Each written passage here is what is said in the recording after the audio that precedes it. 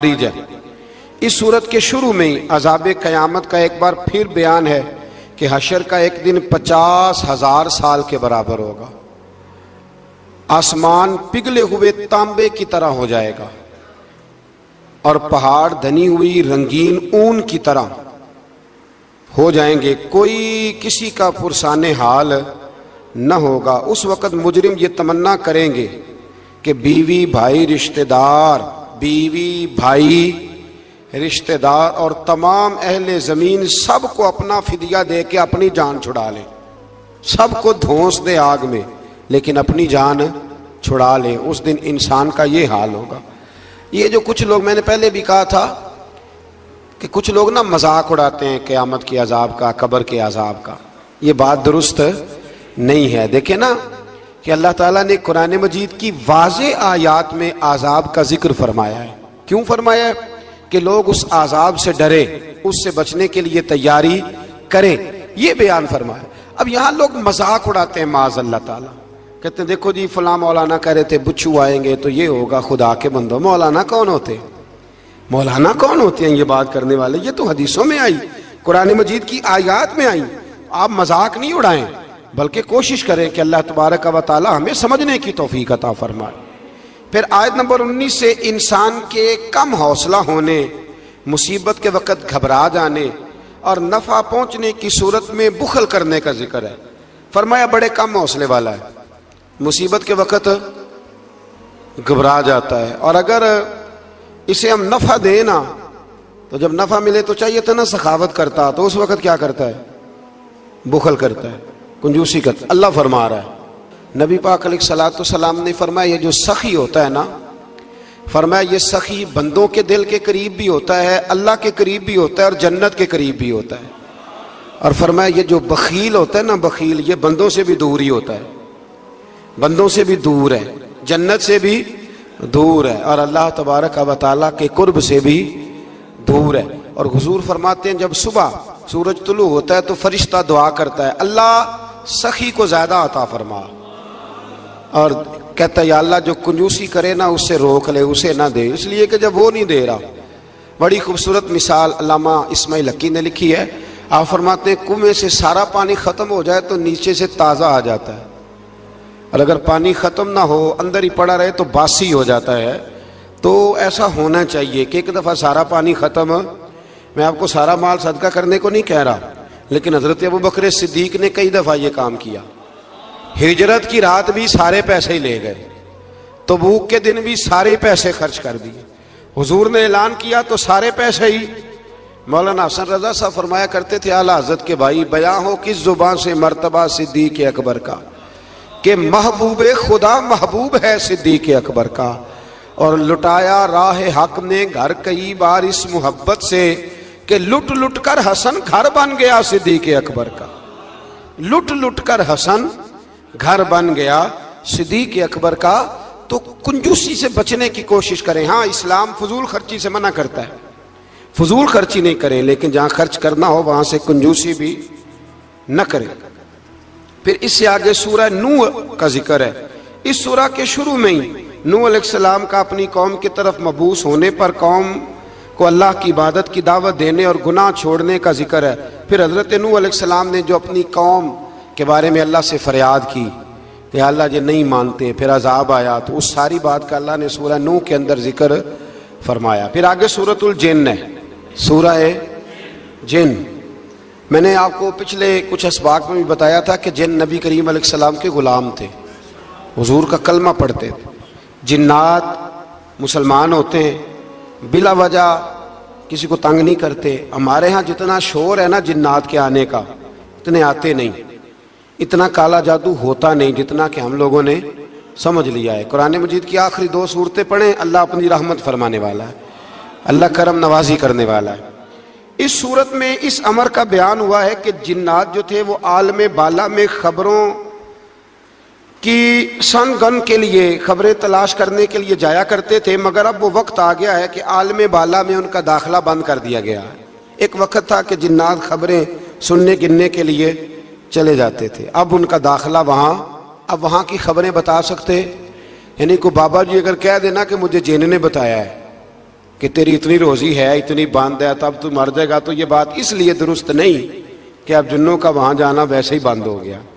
तो अब बाबा जी तो आपको पता है ना, ये भी कह देते हैं अल्लाह माशाल्लाह कि वो चीजें पैसे मांगती हैं, यानी बड़ी बड़ी अजीब फलसफे के साथ ना वो चीजें पैसे मांगती हैं। तो मैंने कहा मतलब चीजों का पैसे मांगना तो समझ में नहीं आता, या फिर कोई ऐसी बात बता दी जाती है कि जिससे वो पैसे देने वाला माहौल बन जाता है।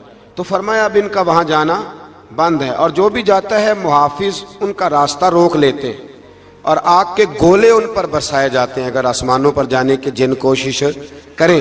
जिन्नात ने मशवरा किया कि पूरे रूए जमीन का जायजा लेके देखें आखिर ये सारा मंजर क्यों तब्दील हो गया, तो जरूर कोई बड़ी तब्दीली आई है। हजरत इब्ने अब्बास रज़ी अल्लाह तआला अन्हु ने बयान किया कि इनकी एक जमात मक्के की तरफ गई और वहां नबी पाक अलैहिस्सलाम अकाज के बाजार में अपने असहाब को सुबह की नमाज पढ़ा रहे थे। उन्होंने ये कुरान सुना और फिर जिन जाके दूसरों को कहने लगे कि ऐसा कुरान सुन के आए हैं कि जैसा कभी नहीं सुना।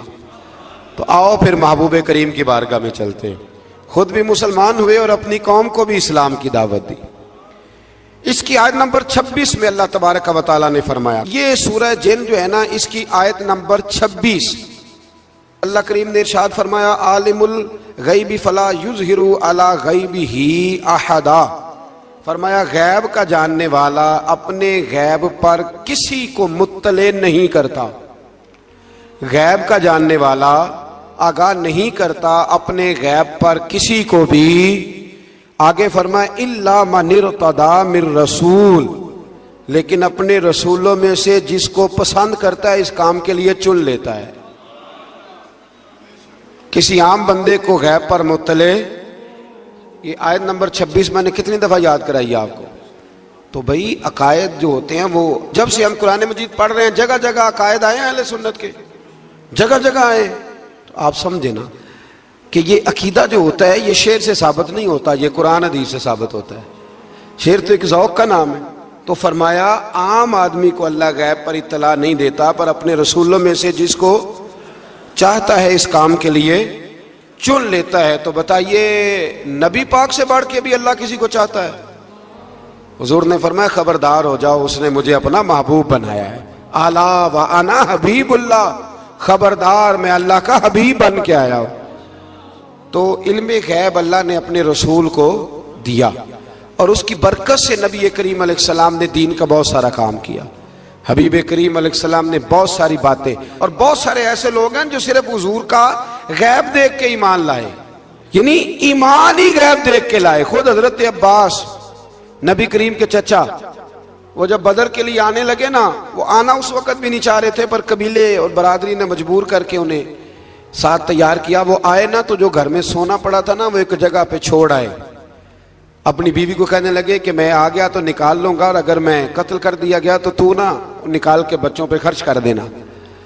तो नबी पाक अलैहिस्सलाम के पास जब ये कैदी हो के आए तो हुजूर ने फरमाया चचा फिदिया दो, इतने पैसे दो, चले जाओ। तो कहने लगे मेरे पास तो शय ही कोई नहीं। वो जो 15 दिन उम्रे वाले वहां रहते हैं ना, वो 2.5 मन की शॉपिंग कर लेते हैं, और जब कस्टम वाला कहता है पैसे दो तो ताज़ा उम्रा किया होता है, कहते शय ही कोई नहीं। ये जुल्म है, ताज़ा उम्रा किया अभी आए हैं। हाँ जी, तो मतलब इतनी वो खस्ता हाली हो जाती है। ये मैं प्रैक्टिकल बता रहा हूँ अल्लाह के फजल से। एक से मैंने कहा तो मुझसे ले ले, कहता चुप करो तुसी को बिच बोल दे। मैंने कहा मुझसे ले लो, दे देना, कहते तू छोड़ो। भाई छोड़े, आप क्यों गलत बात करते हैं? तो बहुत सारे बंदे होते हैं जो कहते हैं शय कोई नहीं, बिल्कुल कोई शय नहीं। हाँ कोई प्लाट सस्ता बिक रहा हो तो पैसे निकल आते हैं, फिर कहते मैं फड़े ने किसी को लो, भाई को खा जाएगा। चले ठीक है आप छुपाएं अपनी दौलत को, लेकिन इन लफ्जों के साथ नाशुक्री करना कि शय कोई नहीं, ये मामला दुरुस्त है। तो हजरत अब्बास ने भी ना नबी करीम की बारगाह में अर्ज किया हुजूर कोई शय नहीं, कहां से दूं? तो हुजूर मुस्कुराए। हुजूर ने फरमाया चाचा जब घर से निकलने लगे थे तो वो अकेले में मेरी चची को बुला के जो पैसे दे के आए थे, और वो उसको कह के आए थे कि मैं आ गया तो मैं तुम्हें बताऊंगा क्या करना है, ना आया तो फिर निकाल के बच्चों पे खर्च कर देना। ये सुनकर हजरत अब्बास पे राशा हुआ तारी। ये सुनकर हजरत हफीज जलंधरी कहते हैं ये सुनकर हजरत अब्बास पे राशा हुआ तारी कि पैगंबर तो रखता है दिलों की भी खबरदारी। ख्याल आया मुसलमान नेक व बद पहचान जाते हैं और मोहम्मद आदमी के दिल की बातें जान जाते हैं। मोहम्मद आदमी के दिल की बातें जान जाते हैं। और कोई गैब तुमसे नेहा हो भला, जब खुदा ही ना छुपा रहा। तुम पर करोड़ों दुरूद व सलाम, जब खुदा ही ना छुपा रहा। कितनी अजीब बात है। यहां भी लोग तराजू लेके बैठे। इकबाल से किसी ने कहा कि दो उलमा की बहस है, कहता है हुजूर को गैब नहीं, दूसरा कहता है आओ चले। तो इकबाल कहने लगे मुझे शर्म ना आएगी, मैं वहां चला जाऊं जहां लोग मेरे नबी का इल्म तोलने के लिए तराजू लेके बैठे हैं। हुजूर का इल्म तोल रहे हो? इकबाल कहने लगे मेरे नबी के तो गुलामों का इल्म नहीं तोला जा सकता, तुम हुजूर के इल्म की बात करते हो। ये थोड़ा सोच समझ के बात करनी चाहिए। और नसे कती है कुरान पाक की। एक दिन सजा लिया था मेरे नबी पाक ने मिंबर पर, मैं पूछ लो फिर जो पूछना है।